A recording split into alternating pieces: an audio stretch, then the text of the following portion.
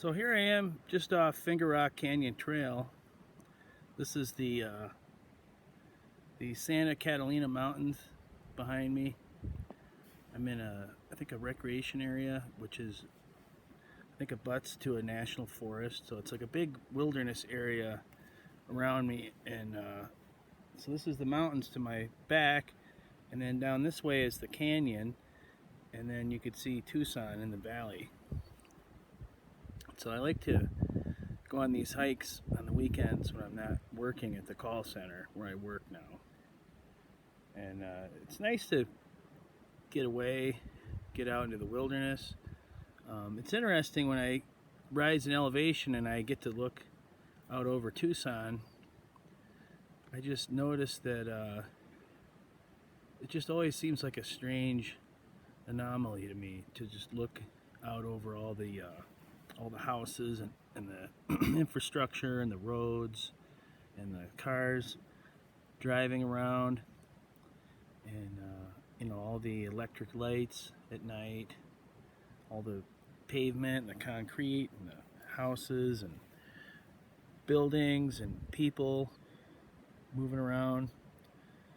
And a lot of people climb up here and they really enjoy the view, looking out over it at the city of Tucson, like I used to do when I lived in Colorado. I'd climb up towards Pikes Peak and look out over Colorado Springs.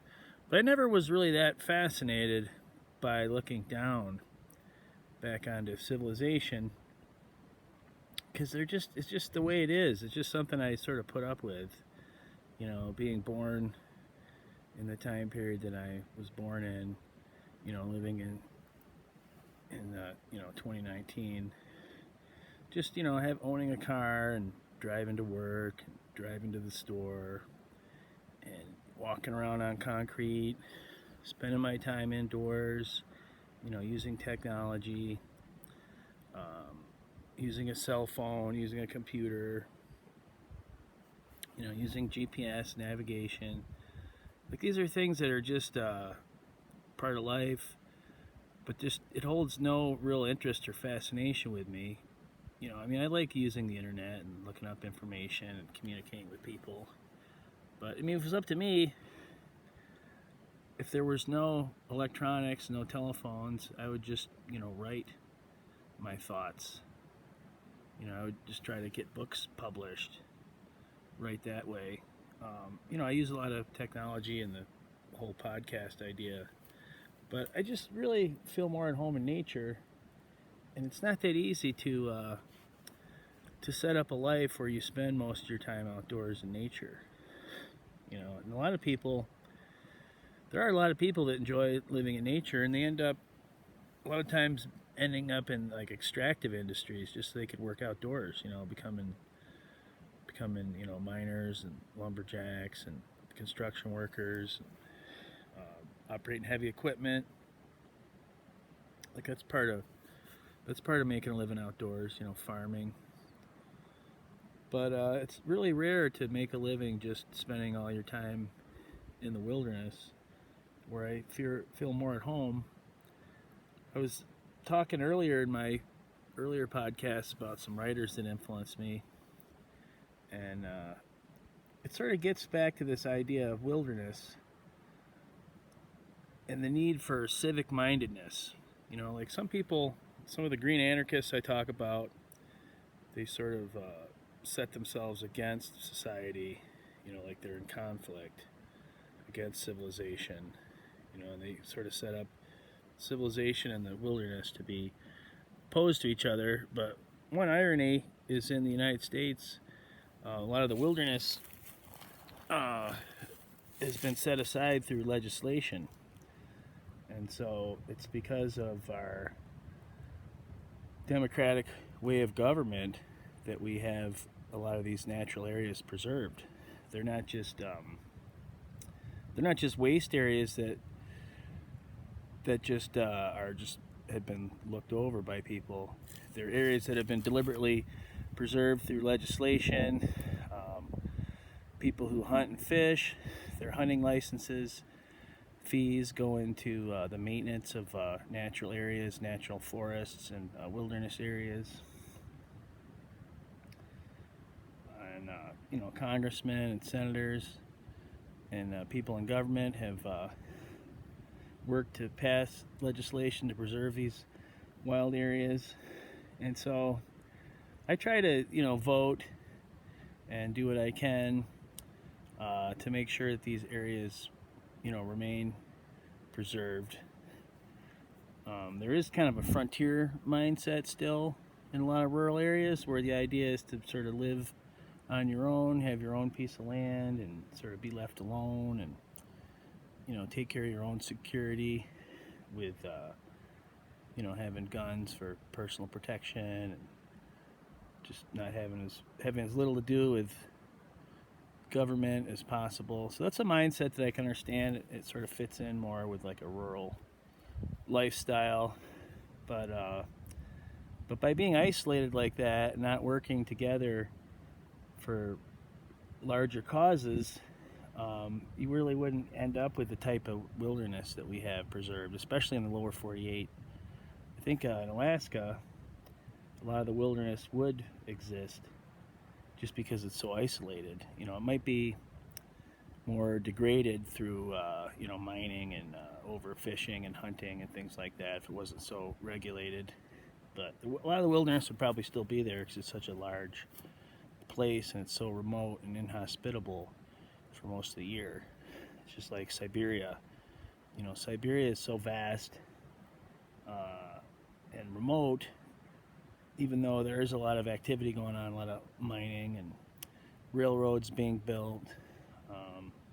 But it's just so vast and remote that it's preserved just because it's just hard to get to and not a lot of people live there. But areas of wilderness, especially in the lower 48, they're there for a reason because people decided that they wanted to have them there. So unlike a lot of the anarchists and libertarians, I don't really believe in having everything be in private hands. I believe in public land and civic mindedness, voting, educating people, following laws and regulations, hunting laws, hunting regulations, fishing regulations, trapping regulations. I'm not anti-hunting, I'm pro-hunting, but the reason hunting and fishing and trapping work in a sustainable way is because of all the scientists and biologists that study the populations and set the regulations so that they can be harvested sustainably. And that's a part of a way of life of enjoying the outdoors, hunting and fishing, because all of us have ancestors that were hunter-gatherers that lived off the land through hunting and fishing. So that's a very ancient human activity. In the synthetic world that we live in more and more, where we just buy food at the grocery store, packaged in plastic and processed and cut up for us, it kind of removes us from who we really are as human beings, that were once actually more part of nature. And so people that hunt and fish, they're more in touch with that tradition. So a lot of times you get wedge issues on the internet because people have learned that if you have very, very volatile, controversial issues that get everybody all upset, that people will become outraged and click links and they can make money. So a lot of people online, they push controversial issues and conflicts. So you have hunters and fishermen and vegans kind of duking it out online, and some activists get together and they think they're doing a good thing to help animals by trying to ban hunting in certain areas, different types of hunting, and it's based, their success is based on ignorance a lot of times. A lot of people that don't hunt and fish don't realize how highly regulated and scientific hunting regulations are and how sustainable it is. And so people have this idea, yeah, we should ban hunting because the hunters are going to kill all the animals and then they're going to be extinct. But that's like the type of thing that went on in the 19th century, before we had all this public land set aside and all these regulations. So there's no danger just because somebody's hunting mountain lions in a mountain lion season, with tags and regulated through the work of biologists that are studying these populations. These mountain lions are not going to become extinct just because they have a regulated hunting season. So, so what I'm getting back to is the idea of civic mindedness, of people working through laws and the government to protect wilderness. So that's a different approach that I've come to. In my later years, I used to be more of an anarchist, and just the idea of being feral and just escaping civilization and kind of doing my own thing and just getting lost in the wilderness. That was more of the frontier mindset that used to exist back when they had the homesteading era, where they had land that was more or less open for the taking, for anybody that could set up a homestead and prove the land, like sort of develop it and get some type of profitable activity come out of it. So that these people were able to use the Homestead Act to obtain free land, which originally a lot of it belonged to the Native Americans, the First Nations people, so it wasn't really fair in that sense. But in another sense, it was a way to be a self-made person, to head out on your own and make your own way, and live in a rugged environment in the outdoors. And so that lasted up until around 1980 in Alaska. And now, since the pipeline has been put in, all the native land claims have been settled, and all the nations in Alaska, the different types of Indian tribes and Eskimo tribes, have been divided into corporations, and they all have a certain amount of land that's theirs, and then there's state land, and then there's federal land. And a lot of these reality shows, like The Last Alaskans, where you have Imo Korth and these other trappers, they were kind of grandfathered in. They were people that were homesteaders that were living in these wild areas before they became under federal control, such as the Arctic National Wildlife Refuge. So they sort of grandfathered them in. They allowed them to live in their cabin and hunt and trap, and then their children and their grandchildren will be able to use the land, but after that they'll have to leave. So they're kind of grandfathered in. So now all the land is spoken for in Alaska. There's no more homestead. So in one sense, it's really not as much of a frontier as it once was. It's the closest thing we have to a frontier. But I mean, it's not, is it really a frontier if it's a park? Is Yellowstone the frontier? I mean, Yellowstone is a park. The Grand Canyon is not really the frontier. It's a national park. Glacier National Park. It's a wild area. Maybe it harkens back to the frontier, but it's not really a frontier if it's set aside to be permanently a wilderness area. You can't just move in there and do whatever you want. Start mining gold and clearing land and paving roads. So a lot of Alaska is like that. A lot of Alaska is federal land, but there is some state land